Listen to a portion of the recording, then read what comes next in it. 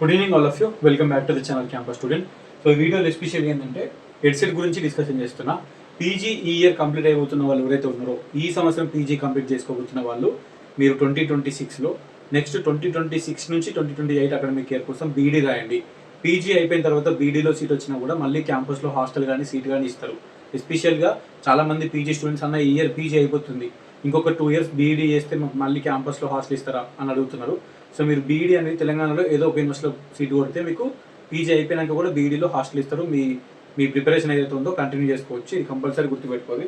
And ఇంకోటి ఏంటంటే degree అయిపోయిన వాళ్ళు కూడా బీఈడీ చేస్తారు, అండ్ పీజీ అయిపోయిన వాళ్ళు కూడా నెక్స్ట్ బీఈడీ చేస్తారు. చాలామంది ఉన్నారు. క్యాంపస్లో సీటు కొట్టండి, మీరు పీజీ అయిపోయి బీఈడీ చేసినా హాస్టల్ ఇస్తారు, లేదంటే నార్మల్ డిగ్రీ అయిపోయి బీఈడీ చేసినా హాస్టల్ ఇస్తారు. క్యాంపస్లో సీటు కొట్టడం ఇంపార్టెంట్. సో దీనికి సంబంధించింది ప్యాటర్న్ ఒకప్పుడు వేరే ఉండే, బట్ ఇప్పుడు ఏంటంటే అందరికీ నువ్వు బీఈడీలో ఫిజికల్ సైన్స్ మెథడాలజీ తీసుకున్నా, లేదంటే మ్యాథమెటిక్స్ సైన్స్ మెథడాలజీ అయినా, సోషల్ మెథడాలజీ అయినా, బయో సైన్స్ అయినా అందరికీ కామన్ ఎంట్రెన్స్.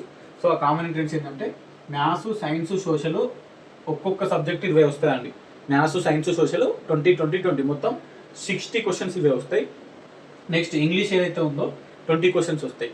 అండ్ నెక్స్ట్ చూసుకుంటే జీకే అండ్ ఎడ్యుకేషనల్ ఇష్యూస్ అనేవి ఒక 30 క్వశ్చన్లు వస్తాయి.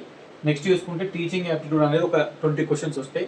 నెక్స్ట్ చూసుకుంటే కంప్యూటర్కి సంబంధించి ఒక 20 క్వశ్చన్స్ వస్తాయి. మొత్తం 150 క్వశ్చన్స్ వస్తాయి.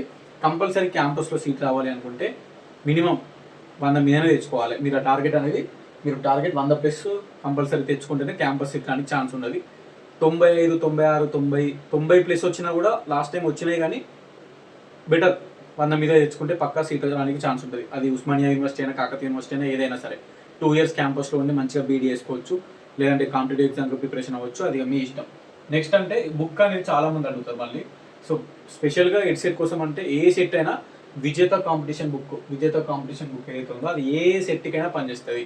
సో మీరు ఆ సెట్కి సంబంధించింది విజేత కాంపిటీషన్ హెడ్సెట్ బుక్ అని కొడితే వస్తుంది. అందులో ప్రీవియస్ పేపర్స్ ఉంటాయి. ఆ ప్రీవియస్ పేపర్స్ చూసుకొని కంటెంట్ ఉంటుంది.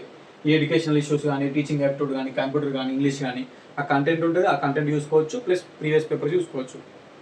దీనికి సంబంధించింది ఇది. సో కంపల్సరీ ఫోకస్ పెట్టి చదువుకోండి. సిలబస్ అనేది అప్ టు 10th వరకు అండి. అప్ టు 10th వరకు physical science, bio science, social studies ఇవన్నీ చదువుకోవాలి. నా బెస్ట్ సజెషన్ బుక్ తీసుకోరు. బుక్ తీసుకుంటే ఈ educational issues, GK, teaching aptitude questions, computer questions ఆ బుక్లోనే ఉంటాయి అన్నట్టు. ఓకే, సోషల్, మ్యాథ్స్, సైన్స్ అవి కూడా బుక్లోనే ఉంటాయి. అప్ టు 10th వరకు ఉన్న సిలబస్ని వాళ్ళు తీసి రాసిండారు అన్నట్టు. మంచిగా హెల్ప్ అవుతుంది. మీరు కంపల్సరీ హెడ్సెట్కి సంబంధించిన ఎగ్జామ్ మేలోనే ఉంది కాబట్టి, త్వరలో ఉంది కాబట్టి, చాలా టైం కూడా లేదు కాబట్టి, ఉన్న ఈ 10 రోజులైనా 12 రోజులైనా మంచిగా ప్రిపరేషన్ అవ్వండి. మంచిగా ప్రీవియస్ పేపర్స్ చూసుకోవాలి.